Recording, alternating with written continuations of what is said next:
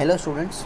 તો આજે during lockdown આપણને ખ્યાલ છે કે જીટીયુમાં નવી એમસીક્યુઝ એક્ઝામિનેશનની પેટર્ન આવી છે. તો એ નવી એમસીક્યુ એક્ઝામિનેશનની પેટર્નને કોપ કરવા માટે, એની સાથે વિથસ્ટેન્ડ કરવા માટે સિવિલ ડિપાર્ટમેન્ટના બધા ગ્રુપના મેમ્બર્સે એક નવી યુટ્યુબ ઉપર ચેનલ બહાર પાડવાનું થિંક કરેલું છે. અને એના બાબતમાં અહીંયા હું લઈને એક પીપીટી લઈને આવેલો છું, જેમાં આખું અમારા ચેનલનું ઇન્ટ્રોડક્શન છે. સાથે સાથે આપણા જે સિવિલ એન્જિનિયરિંગના જે સબ્જેક્ટ્સ છે એમાં એલો એક સબ્જેક્ટ પણ અહીંયા આપણે કવર કરેલો છે. અમારા જે છે ચેનલ, એ ચેનલનું નામ છે સિવિલ ઈ લર્નિંગ. તમે જોઈ શકો છો તમારા સ્ક્રીન ઉપર સિવિલ ઈ લર્નિંગ એ અમારા ચેનલનું નામ છે. અને આ પ્રેઝન્ટર હશે આમાં, એ અહીંયા એના બધાના નામ અહીંયા સાથે લખેલા છે. સૌથી પહેલાં છે Kunj Mehta, head of the civil engineering department. Second છે કેયુર માંડલિયા, લેક્ચરર. થર્ડ છે મિસ્ટર જયેશ પટેલ, લેક્ચરર. અને ફોર્થ છે મિસ્ટર અભિષેક ઠાકર, એ બી લેક્ચરર છે. તો આપણે મેઇનલી જે આ ચેનલ છે એમાં કઈ કઈ વસ્તુ કવર કરવાની છે, બરાબર છે, એ નેક્સ્ટ સ્લાઇડમાં આપણે બતાવેલું છે કે આટલી વસ્તુ છે, આટલા ટોપિક્સ છે, આ સબ્જેક્ટ છે, જે આપણે આ વિડીયો લેક્ચરની જે સિરીઝ છે એમાં કવર કરવામાં આવશે. સેકન્ડ સ્લાઇડ લખેલું છે આપણે સબ્જેક્ટ ટુ કવર.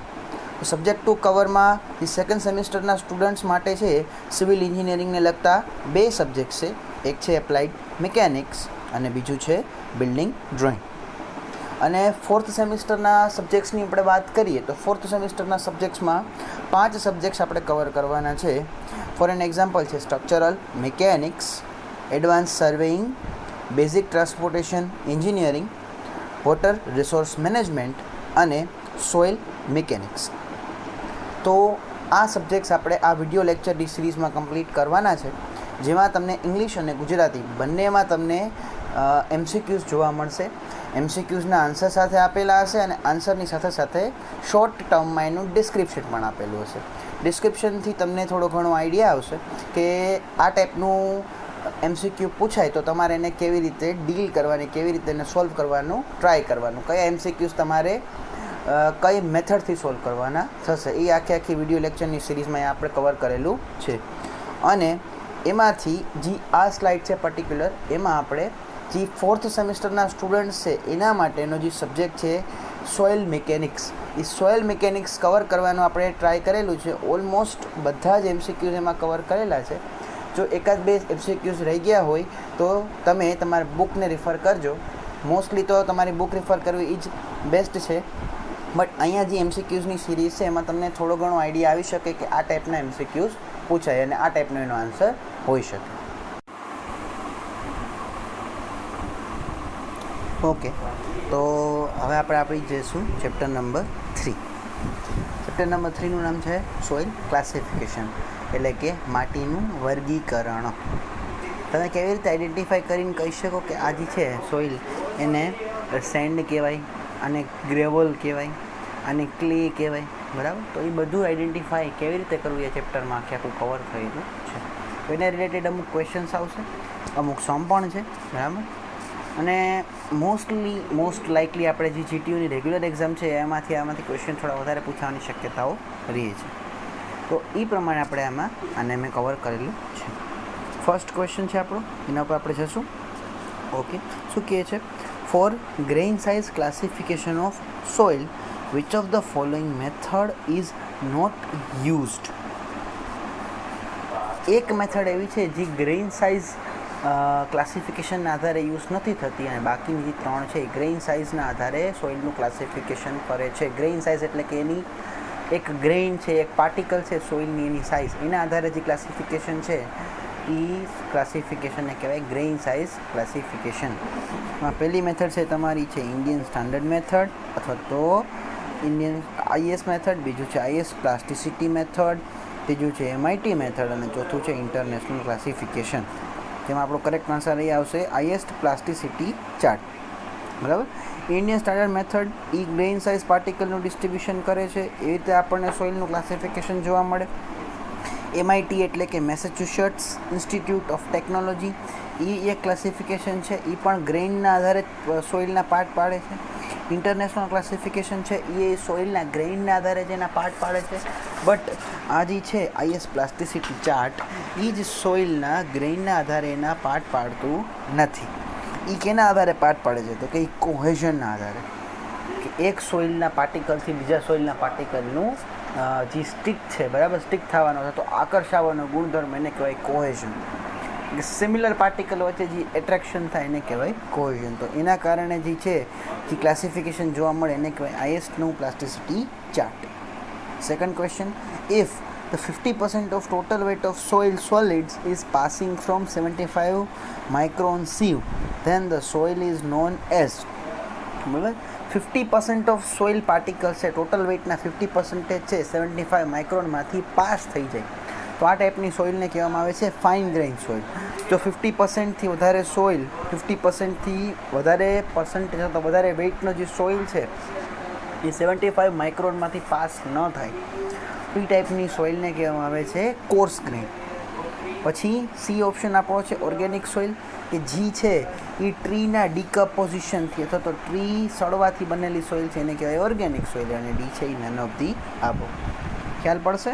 75 માઇક્રોનમાંથી પાસ થઈ જતી હોય એને કહેવાય ફાઇન, પણ કેટલી? ટોટલ વેઇટના 50%.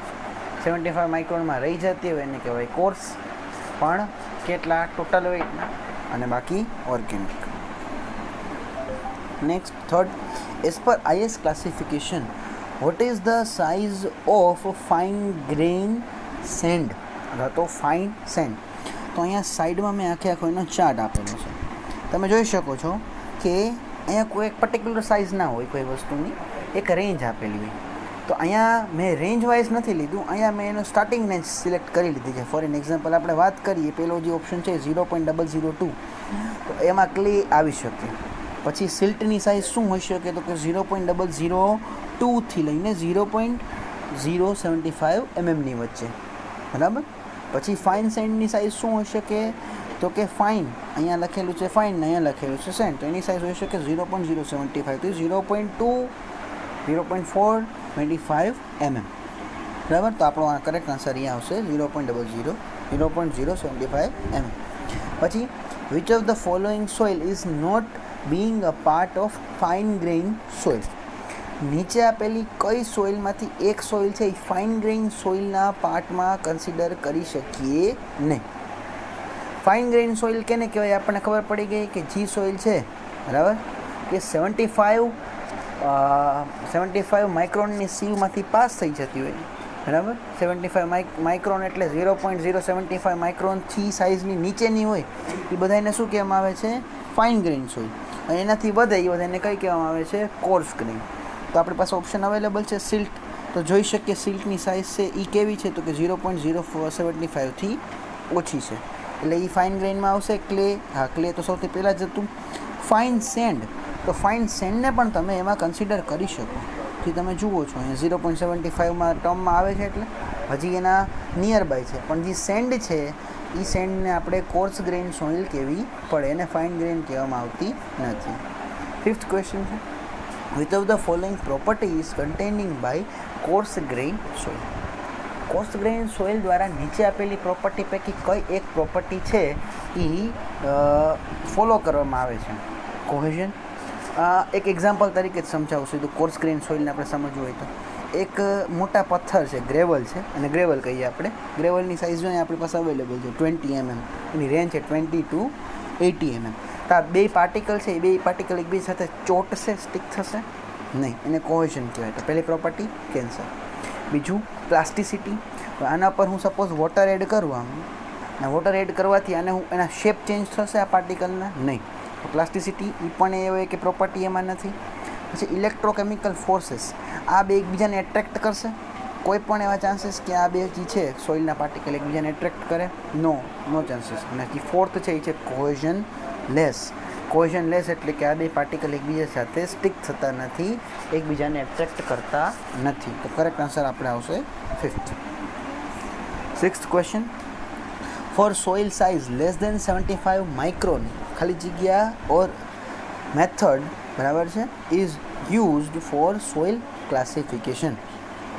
બ્લેન્ક, જે આપણે બ્લેન્ક ફિલ કરવાની છે કે 75 માઇક્રોનથી થી નાની સાઇઝની સોઇલ છે એને ફાઇન્ડ કરવા માટે કઈ સોઇલ ક્લાસિફિકેશનની મેથડ યુઝફુલ છે? સીવ એનાલિસિસ. તો એ કેના માટે યુઝ થાય કે જેની સાઇઝ છે 75 માઇક્રોનથી વધારે હોય. Dry analysis. એ સીવ અને ડ્રાય બે એક જ મેથડના નામ છે, બેને અલગ અલગ રીતે આપણે રિપ્રેઝેન્ટ કર્યા છે. ડ્રાય એનાલિસિસ એને જ કહેવાય, સીવ એનાલિસિસ પણ એને કહેવાય. પણ એ કેના માટે યુઝ થાય કે જેને પાર્ટિકલની સાઇઝ કેવી હોય 75 માઇક્રોનથી વધારે. પછી સેડિમેન્ટેશન એનાલિસિસ અથવા તો વેટ એનાલિસિસ, બરાબર છે. આનું બીજું નામ પણ છે. કેમ ઓલાનું ડ્રાય હતું તો આનું નામ છે વેટ. કોનું? તો કે સેડિમેન્ટ એનાલિસિસનું. તો આ જે મેથડ છે એ 75 માઇક્રોનથી નાના સોઇલના ક્લાસિફિકેશન માટે યુઝફુલ છે અને છે યુનિફાઈડ. એ કોઈ એક ટાઈપ ગ્રેઇન સાઇઝના આધારેનો ટાઈપ હતો. એ આમાં એને રિલેટેડ ટર્મ આવતો નથી, મેં ખાલી એક એઝ એન ઓપ્શન તરીકે રાખેલું હતું. 7th ક્વેશ્ચન જોઈએ શું કહે છે. The method used four grain size greater than 4.75 mm is. Method આપણે યુઝ કરીએ છીએ જે સોઇલના ગ્રેઇનની સાઇઝ છે એ 4.75 mmથી વધારે છે. તો એ ટાઈપની એનાલિસિસને શું કહેવામાં આવે છે? ઓબ્વિયસલી કોર્સ એનાલિસિસ, બરાબર. 4.75થી નાના અને 75 માઇક્રોનથી વધારે હોય એના માટે જે એનાલિસિસ કરીએ એને કહેવાય ફાઇન એનાલિસિસ. સી અને ડી પીપીટ મેથડ છે એટલે એક હાઇડ્રોમીટર મેથડ છે, એ આપણે હમણાં જોયું. એનાલિસિસ છે ને સેડિમેન્ટ એનાલિસિસ, એના માટે યુઝફુલ છે. આ બેઝિક બધાનો ડિફરન્સ બધું કેમ આવું જ લાગે છે કે એકવાર આપણે એમ કહીએ છીએ કે 75 માઇક્રોનથી ઓછું ને એકવાર કહીએ છીએ 75 માઇક્રોનથી વધારે. તો એક બેઝિક ડિફરન્સ આપણે જો સમજવો હોય ને તો બે મેથડ છે જનરલી. એક છે આ, બરાબર છે, સીવ એનાલિસિસ, અને બીજું છે સેડિમેન્ટ એનાલિસિસ. સીવ એનાલિસિસના પાછા બે પાર્ટ પડે, કોર્સ અને ફાઇન. સીવ એનાલિસિસમાં બધા જ જે પાર્ટિકલ આવે જેની સાઇઝ 75 માઇક્રોન સુધીની હોય એ બધા જ વસ્તુ એમાં આવે. એ 75 માઇક્રોનવાળી પછી પાછા બે પાર્ટ પાડી દીધા. એક એમાં એવા સોઇલ કે જેની સાઇઝ 4.75 mmથી વધારે છે તો એ બધા એને કોર્સમાં લઈ લીધા. 4.75થી નાના પણ 75 માઇક્રોનથી વધારે એને મેં ફાઇન ગ્રેઇનમાં લઈ લીધું.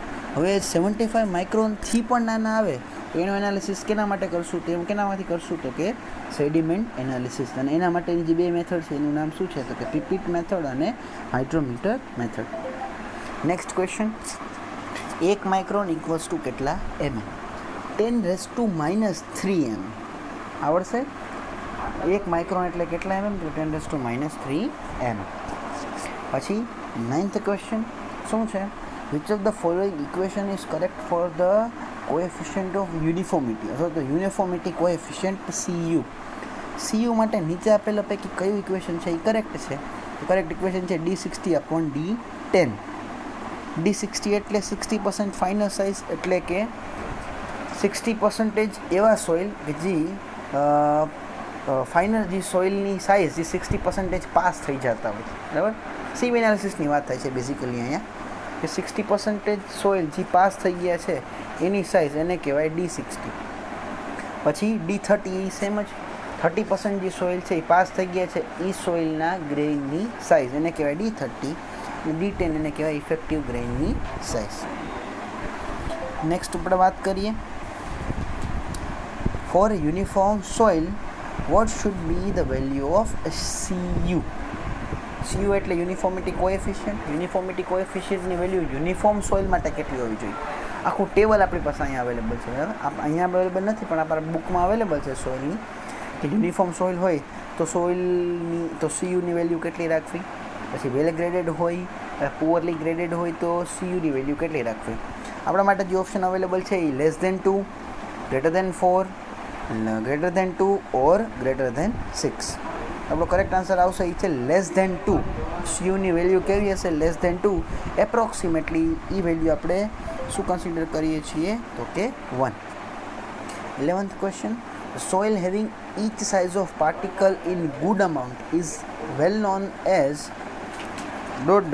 and the curve for this type of soil is ... or blank. એક સોઇલ જેમાં બધા જ પાર્ટિકલ્સ ઇક્વલ અમાઉન્ટમાં હોય એ ટાઈપની સોઇલને શું કહેવામાં આવે છે અને એના માટેનો જે કર્વ બને એનો શેપ શું હોય છે? તો આપણી પાસે ઓપ્શન અવેલેબલ છે uniformly graded soil with poorly graded soil, અને એનો કર્વ છે એસના આકારનો. Well graded soil or diagonal શેપનો એનો જે છે કર્વનો સાઇઝ. ગ્રેપ ગ્રેડેડ એના કર્વની સાઇઝ છે ડાયાગોનલ વિથ હોરિઝોન્ટલ લાઇન્સ, અને ડી છે નન ઓફ ધી અબો. આપણો કરેક્ટ આન્સર એ આવશે well graded soil. Well graded એટલે બધા ટાઈપના સોઇલ પાર્ટિકલનો ગુડ અમાઉન્ટ, અને પ્લસ એનો જે સોઇલનો કર્વ બનશે એ કેવો બનશે? ડાયાગોનલી સ્ટ્રેટ. આપણે આમાં જોશું ડિસ્ક્રિપ્શનમાં, નેક્સ્ટ મેં એનો ફોટોગ્રાફ આપેલો છે નેક્સ્ટ સ્લાઇડમાં કે આ બધી વસ્તુ શું છે. 12th question, which of the following is a use of particle size distribution curve? A particle size distribution curve છે એમાં નીચેના પૈકી કયો યુઝ છે એ આપણે પાર્ટિકલ સાઇઝ ડિસ્ટ્રીબ્યુશન કર્વનો કરીએ છીએ. આ બધા જે ક્લાસિફિકેશન થયા છે એ આનાથી થયા છે, પાર્ટિકલ સાઇઝ ડિસ્ટ્રીબ્યુશન કર્વ ઉપરથી. તો આપણે કર્વ બનાવ્યા અને આ કર્વ કયા એનાલિસિસથી કર્યું? તો કે સીયુ એનાલિસિસ. કેટલા? તો કે 75 માઇક્રોનથી, જેની સાઇઝ કેવી છે? વધારે. એના માટે આપણે જે એનાલિસિસ કર્યું એને કહેવાય સીયુ એનાલિસિસ. અને એનાથી આપણે કર્વ બનાવ્યો, એ કર્વને શું કીધું? Particle size distribution curve. હવે એના યુઝ કયા કયા છે? પહેલું, designing of drainage filter. Drainage ફિલ્ટરની ડિઝાઇનમાં, પરમિયાબિલિટી ફાઇન્ડ કરવામાં, ફ્રોસ્ટ એક્શન સામે રેઝિસ્ટન્સ ફાઇન્ડ કરવામાં, કે ઓલ ઓફ ધી અબો. તો બધા જ માટે આપણે આ પાર્ટિકલ સાઇઝ ડિસ્ટ્રીબ્યુશન કર્વ ઉપયોગી છે. ડ્રેનેજ ફિલ્ટર આવે, બરાબર છે. ફિલ્ટર ક્રિએટ કરવાની ડિઝાઇન તમે ઘણા જોયા હશે, ઘરે જૂના માટીના ફિલ્ટર્સ હોય, બરાબર છે, એટલે કેન્ડલવાળા ફિલ્ટર્સ. તો એક કેન્ડલ છે એના માટે જે તમે સોઇલ યુઝ કરો છો તો એના માટે પાર્ટિકલ સાઇઝ તમને ખબર હોવી જોઈએ કે કેન્ડલમાં જે સોઇલ છે એની સાઇઝ કેટલી રાખવી. પછી પરમિયાબિલિટી ફાઇન્ડ કરવા. પરમિયાબિલિટી એક પ્રોસેસ છે, એક પ્રોપર્ટી છે સોઇલની જેમાં વોટર છે એના પાર્ટિકલમાંથી પાસ થઈ જાય છે, તો એ ફાઇન્ડ કરવા માટે પણ. પછી થર્ડ છે તમારું રેઝિસ્ટન્સ ટુ ફ્રોસ્ટ એક્શન, એટલે કે બરફ જામવાના કારણે જે એક્શન થશે એને રેઝિસ્ટન્સ માટે પણ તમારે પાર્ટિકલ સાઇઝ ડિસ્ટ્રીબ્યુશન કર્વ જરૂરી છે. 13th ક્વેશ્ચનની વાત કરીએ આપણે. પછી with the mixture of water the 4 limits of soil. First છે લિક્વિડ સ્ટેટ, બીજું છે પ્લાસ્ટિક સ્ટેટ, ત્રીજું છે સેમી સોલિડ સ્ટેટ, અને ચોથું છે solid state. Is known as. બરાબર, પાણી સાથે મિક્સ થવાના કારણે અથવા તો પાણીના મિક્સચરથી સોઇલના 4 સ્ટેટ બને છે અથવા તો 4 સ્ટેજ બને છે. પહેલું સ્ટેજ છે લિક્વિડ સ્ટેટ, બીજું પ્લાસ્ટિક, ત્રીજું છે એ છે સેમી સોલિડ, અને ચોથું છે એ સોલિડ.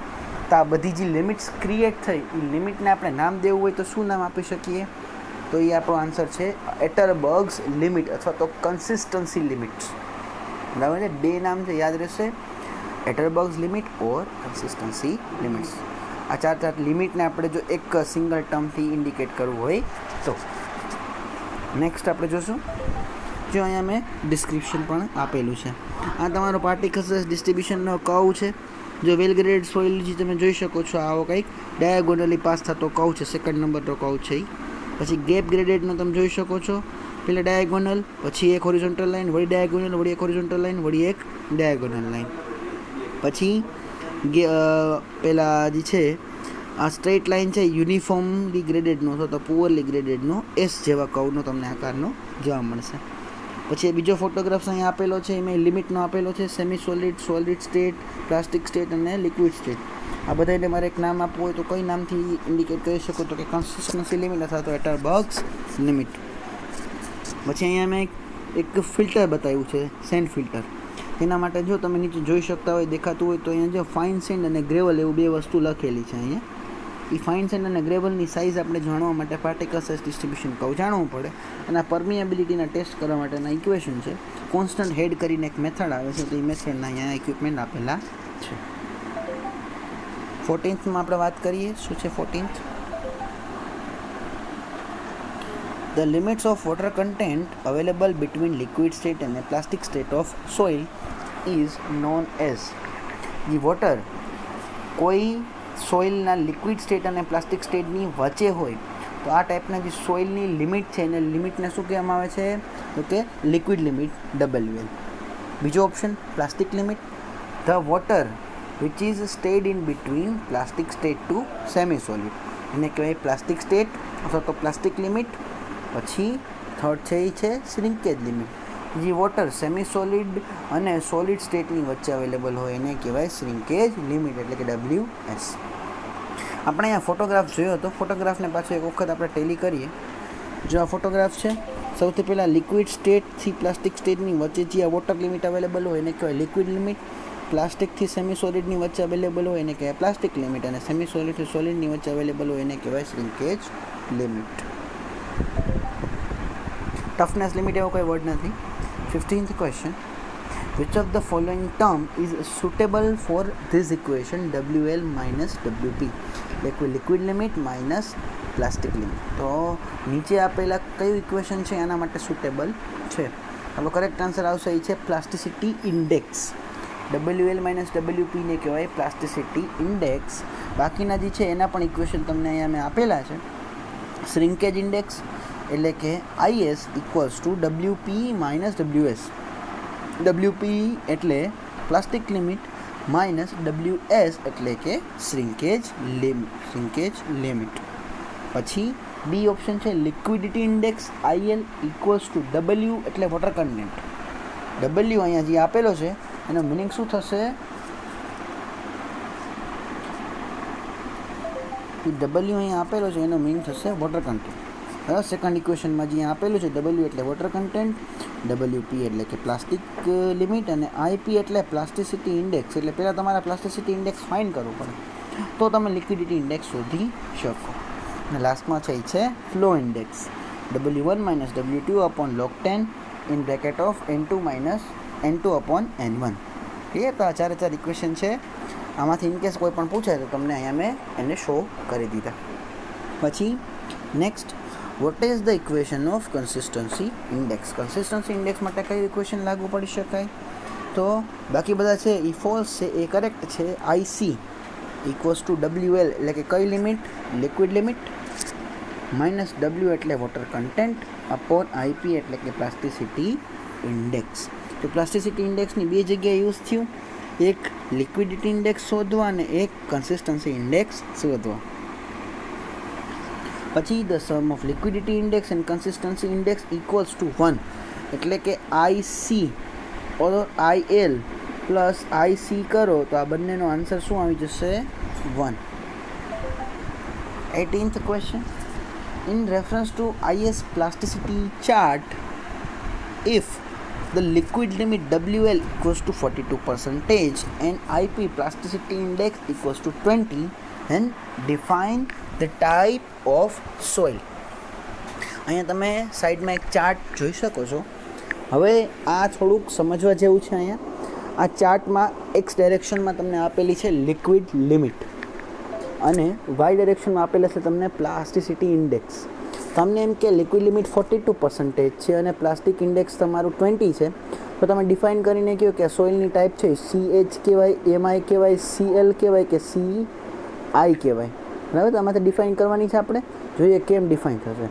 પહેલાં લિક્વિડ લિમિટની વાત કરું, 42 એટલે સમવેર અહીંયા ક્યાંક આવશે, અને પ્લાસ્ટિસિટી ઇન્ડેક્સ 20. તો આ બેને હું મેચ કરું તો અહીંયા ક્યાંક મેચ થશે. તો એ શું થઈ ગયું? CI. તો અહીંયાથી મેં સિલેક્ટ કર્યું CI. બરાબર છે? હવે આ બધાનો મિનિંગ મારે સમજવો હોય, CI, CH, MI, CL શું છે? તો અહીંયા મેં ડિસ્ક્રિપ્શન આપેલું છે નીચે. C એટલે ક્લે, M એટલે સિલ્ટ, અને O એટલે ઓર્ગેનિક, H એટલે હાઈ પ્લાસ્ટિસિટી, I એટલે મીડિયમ પ્લાસ્ટિસિટી, અને L એટલે લો પ્લાસ્ટિસિટી. બરાબર છે? આ ISનો પ્લાસ્ટિસિટીનો ચાર્ટ છે જેના પરથી તમે ડિફાઇન કરી શકો કોઈ પણ સોઇલનો ટાઈપ.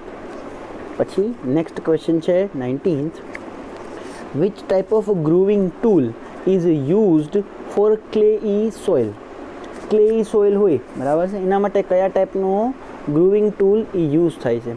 ASTM એ સેન્ડી માટે યુઝ થાય. બરાબર છે? કેસા ગ્રાન્ડા એ આપણો કરેક્ટ આન્સર છે. એ કયા સોઇલ માટે યુઝ થાય? તો કે ક્લેઈ સોઇલ માટે.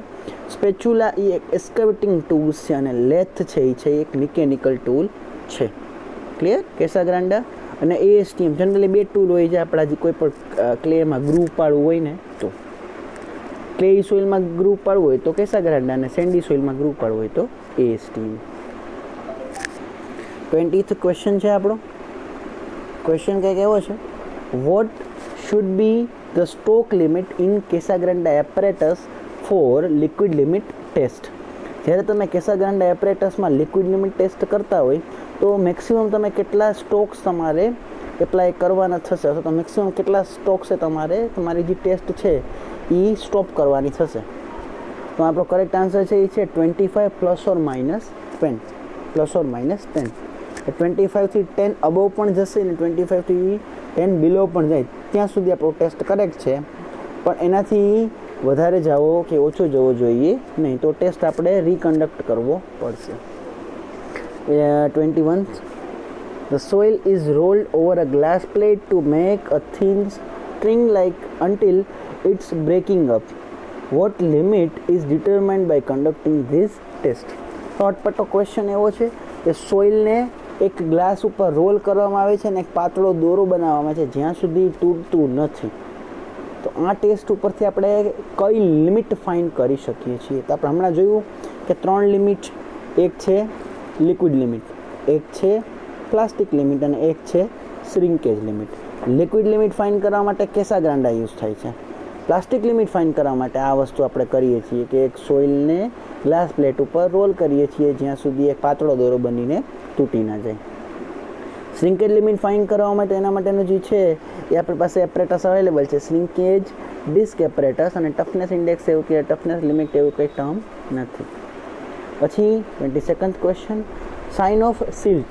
હમણાં આપણે જોયું સી એટલે ક્લે, ઓ એટલે ઓર્ગેનિક અને એમ એટલે સિલ્ટ, બરાબર છે, અને એસ કહીએ તો સેન્ડ. એસ એટલે સિલ્ટ નહીં, એમ એટલે સિલ્ટ. પછી 23rd ક્વેશ્ચન. 23rd ક્વેશ્ચન એવો છે, for clay soil the water content is 45% and the liquid limit is 49% and plastic limit is 26%, then find the liquidity index. liquidity index find કરવાનો છે. આપણી પાસે ઇક્વેશન કંઈક liquidity index નું આવું છે, IL equals to water content minus plastic limit upon plasticity no index. મારી પાસે વોટર કન્ટેન્ટ અવેલેબલ છે, યસ 45%, પ્લાસ્ટિક લિમિટ પણ કંઈક અવેલેબલ છે 26, બટ મારી પાસે પ્લાસ્ટિસિટી ઇન્ડેક્સ નથી.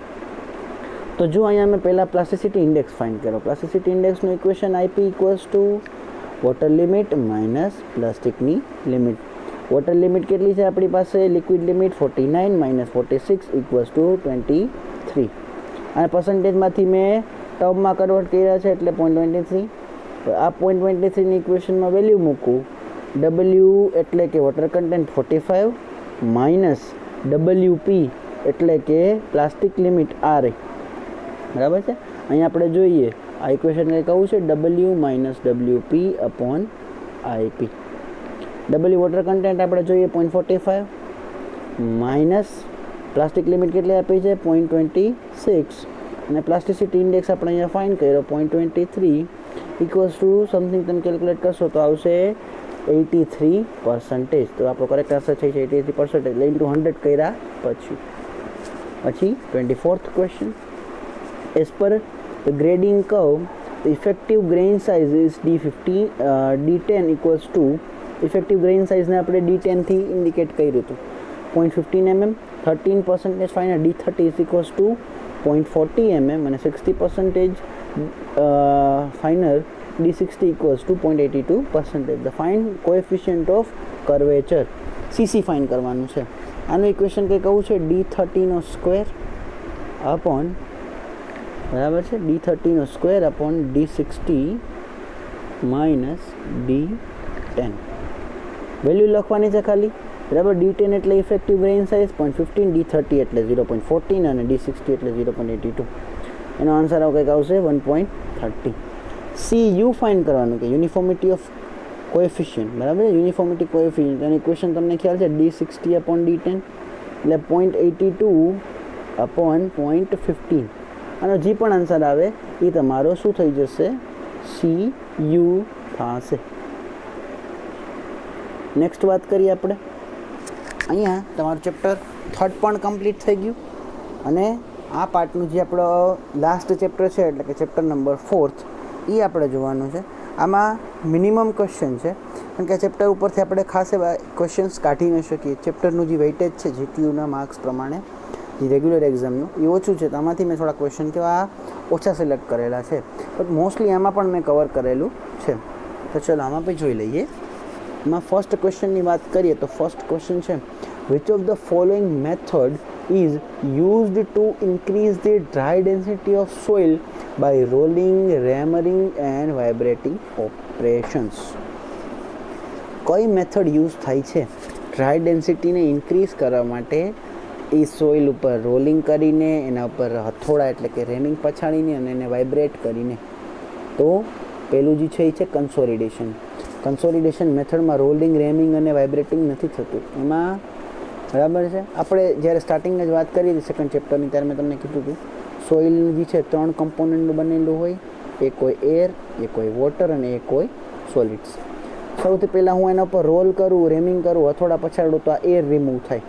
એર રિમૂવ થવાની જે મેથડ છે એને શું કહેવામાં આવે છે તો કે compaction.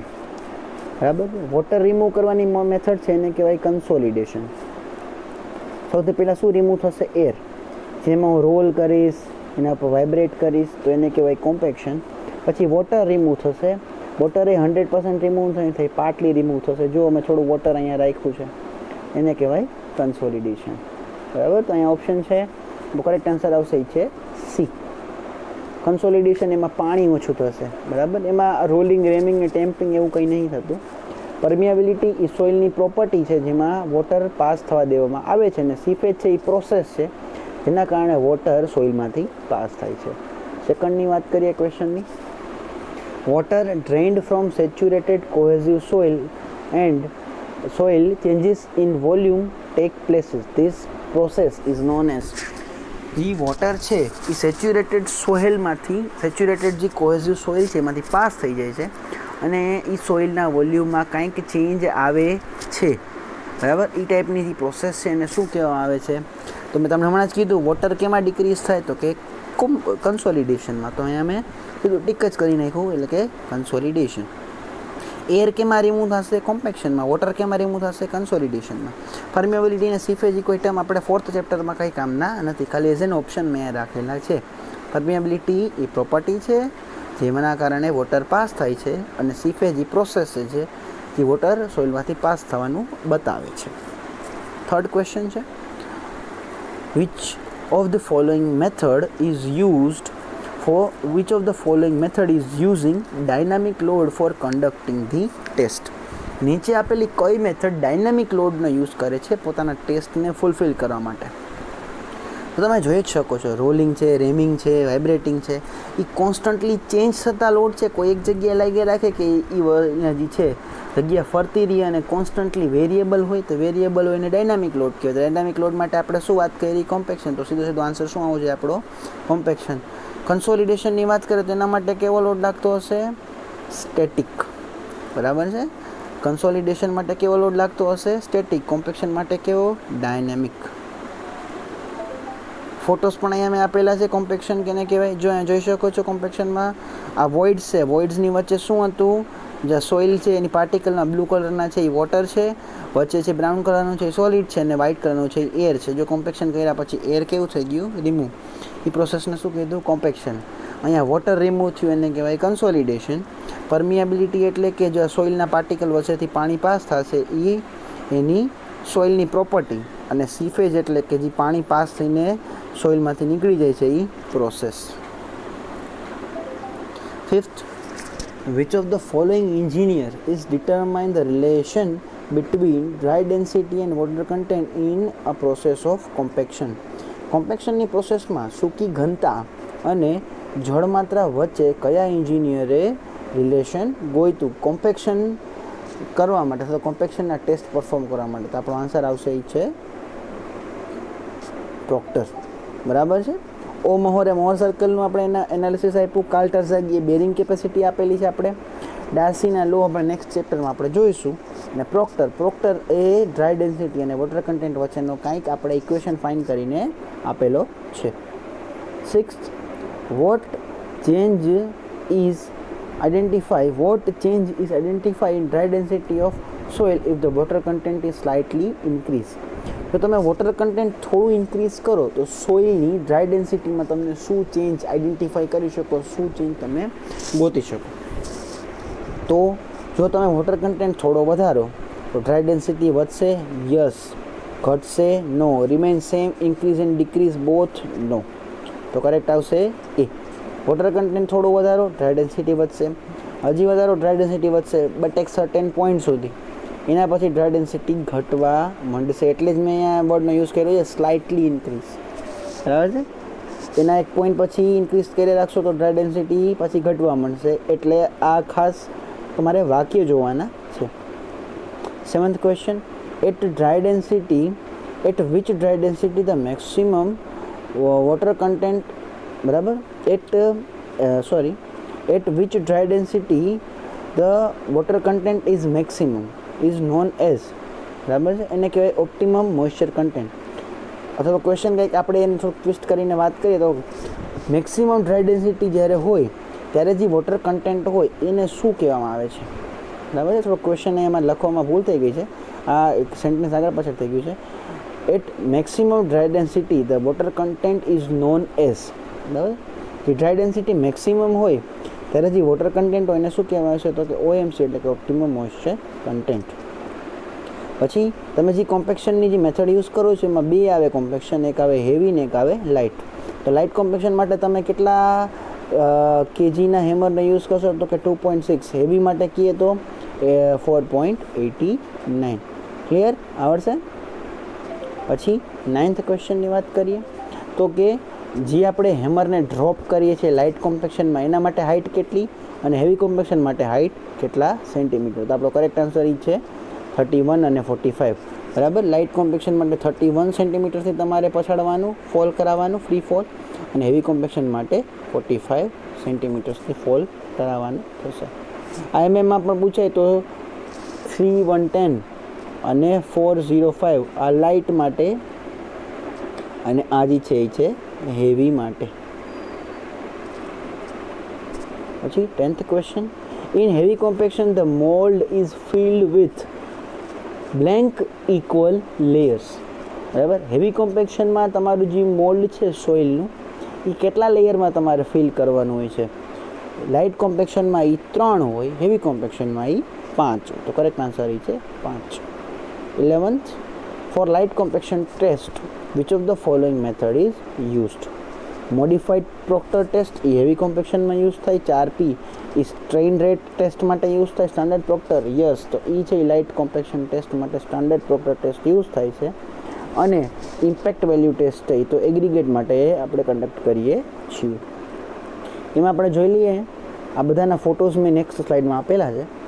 12th, in clay soil at optimum moisture content the maximum dry density is more as compare to send.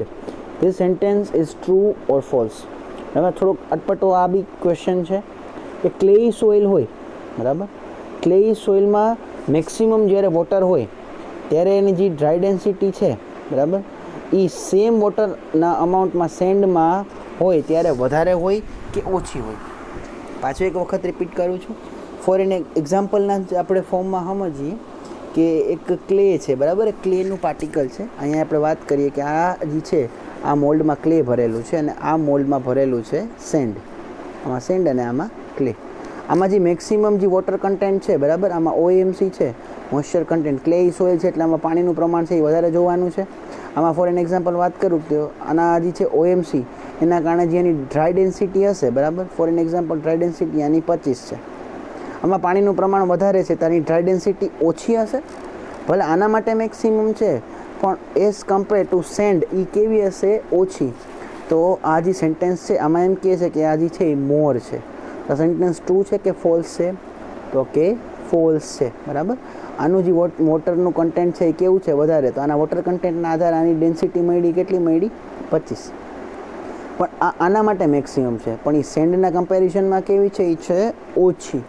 એટલે આ જે સેન્ટેન્સ અહીંયા લખેલું છે કે ડેન્સિટી મોર છે તો એ સેન્ટેન્સ કેવું છે, ફોલ્સ. નેક્સ્ટ આપણે વાત કરીએ એના માટે થોડા ફોટોગ્રાફ્સ પણ આપેલા છે. આ 4Pનો ટેસ્ટ છે, આઇઝોડ 4P. સ્ટ્રક્ચરલ મિકેનિક્સમાં આપણે ટાઈપનો ટેસ્ટ કરવામાં આવે છે. આઇઝોડ 4P એક અહીંયા સ્ટ્રેઇન ટેસ્ટ માટે. આ સ્ટાન્ડર્ડ પ્રોક્ટર ટેસ્ટ અને મોડિફાઈડ પ્રોક્ટર ટેસ્ટ બે સેમ જ છે, ખાલી હેમરના ચેન્જીસ આવે છે અને થોડા ઘણા મોડિફાઈડ કરવામાં આવે છે. અને ઇમ્પેક્ટ વેલ્યુ ટેસ્ટ માટેનું એપરેટસ છે. નેક્સ્ટ વાત કરીએ 13th. If the thickness of soil strata is increased, then compaction force is blank, and by adding the admixture, the compaction force is dash. જો તમે સોઇલનો સ્ટ્રેટા થિકનેસ વધારી દઈએ તો વધારે તમારે કોમ્પેક્શન ફોર્સ લગાડવો પડે. યસ, વધારે લગાડવો પડે. જો તમે એડમિક્સચર એડ કરી નાખો, બરાબર, કોઈ તમે સોઇલમાં એડમિક્સચર એડ કરી નાખો તો તમારે કોમ્પેક્શન ફોર્સ કેવો લગાડવો પડે? ઓછો. તો અહીંયા મારો જે છે આન્સર એ રોંગ છે, તમે ચેન્જ કરી લેજો. આવશે આમાં તમારો એ આન્સર, જે કરેક્ટ આન્સર છે એ છે એ, કે થિકનેસ વધવાના કારણે કોમ્પેક્શન ફોર્સ વધશે, પણ તમે એડમિક્સચર એડ કરી દેશો તો કોમ્પેક્શન ફોર્સ કેવો થઈ જશે? ઓછો. બરાબર, આમાં કરેક્ટ આન્સર એ છે, સી નથી. 14th વાત કરી કે ફોર કોમ્પેક્ટિંગ કોહેઝિવ સોઇલ. કોહેઝિવ સોઇલ તમને વારે વારે સમજાવું છું, હજી એકવાર કહી દઉં કે જે સોઇલના પાર્ટિકલ્સ એકબીજા સાથે સ્ટિક હોય એને કોહેઝિવ સોઇલ કહેવાય. જનરલી ક્લે હોય, આ ટાઈપના સોઇલને મારે કોમ્પેક્ટ કરવો હોય તો આમાંથી કઈ વસ્તુ યુઝ થાય છે? રેમિંગ. રેમિંગ છે એ કન્ફાઇન્ડ પ્લેસીસ માટે યુઝ થાય છે. નાના બંધિયાર જગ્યા હોય, એટલે કે લેબોરેટરી, બંધિયાર જગ્યા જનરલી લેબોરેટરીમાં હોય તો એના માટે રેમર યુઝ થાય. વાઇબ્રેટિંગ તો એ કોહેઝિવ લેસ, એટલે કે જેમાં બે પાર્ટિકલ ચોટતા નથી એના માટે યુઝ થાય. ટેમ્પિંગ એ પણ રેમિંગ જેવું જ વર્ડ છે. અને રોલિંગ, રોલિંગ એ વસ્તુ છે એ કોહેઝિવ સોઇલ માટે યુઝ થાય છે. અને એમાંય ખાસ કરીને કયા રોલર? કે શીપ ફૂટ રોલર. ફોટોગ્રાફ આપણી પાસે અવેલેબલ છે, આપણે નેક્સ્ટ સ્લાઇડમાં મૂકેલા છે. 15th ક્વેશ્ચન, ઇન કન્ફાઇન્ડ પ્લેસીસ, કે બંધિયાર જગ્યા, લેબોરેટરી જેવી જગ્યા જ્યાં આપણે કોમ્પેક્શન કરવાનું હોય તો એના માટે કઈ મેથડ અવેલેબલ છે? તો આપણે હમણાં જ જોયું કે રેમિંગ. વાઇબ્રેટિંગ કોહેઝિવ લેસ માટે ફિલ્ડ ઉપર. ટેમ્પિંગ એ પણ તમે લેબોરેટરીમાં કરી શકો. અને રોલિંગ, રોલિંગ એ તમારે ફિલ્ડ ઉપર કરવું પડે. ઓપ્શન સેમ જ છે, કોઈ ચેન્જીસ નથી. અને આ ચેપ્ટરના last 2 question. For sand and gravel type of soil, which type of compaction method is suitable? Sand અને ગ્રેવલ ટાઈપનું જે સોઇલ હોય એના માટે કઈ કોમ્પેક્શન મેથડ સુટેબલ છે, અથવા તો કયા રોલર સુટેબલ છે? Smooth wheel roller. યસ, એના માટેનો જે આન્સર આવશે એ છે સ્મૂધ વ્હીલ રોલર. વર્ડ યાદ રાખજો. અને સેન્ડ અથવા તો ગ્રેવલ એ કહી શકીએ, અથવા તો હું એમ કહું કે કોહેઝન લેસ. હા, આના પાર્ટિકલ એકબીજા સાથે સ્ટિક થતા નથી તો આને કોહેઝન લેસ પણ કહેવાય. તો એના માટે યુઝ થશે તો એને શું કહેવામાં આવે છે? Smooth wheel roller. પછી સેકન્ડ છે ન્યુમેટિક. તો એ કોહેઝિવ લેસ અને કોહેઝિવ સોઇલ બે માટે યુઝ થાય. શીપ ફૂટ રોલર ખાલી કોહેઝિવ સોઇલ માટે યુઝ થાય. અને ટેન્ડમ રોલર એવો એક કોઈ ટાઈપ નથી. અને લાસ્ટ ક્વેશ્ચન 4th ચેપ્ટરનું, compaction is suitable for which of the following work? Compaction suitable છે નીચેના કયા વર્ક માટે કોમ્પેક્શન છે એ સુટેબલ છે, અથવા તો એના કારણે કયા વર્ક પોસિબલ થાય છે? પહેલું, કન્સ્ટ્રક્શન ઓફ ફાઉન્ડેશન. પછી embankment of pavement, earthen dam, or all of the above. Compaction કરવાથી કઈ કઈ વસ્તુમાં યુઝફુલ આપણે થઈ શકીએ? તો ફાઉન્ડેશનનું જે છે કન્સ્ટ્રક્શન પણ થાય, હા, ઇઝીલી થઈ શકે. પછી એમ્બેકમેન્ટ, એનામાં પણ તમને ઇન્ક્રીઝ થાય, એની સ્ટ્રેન્થ વધે.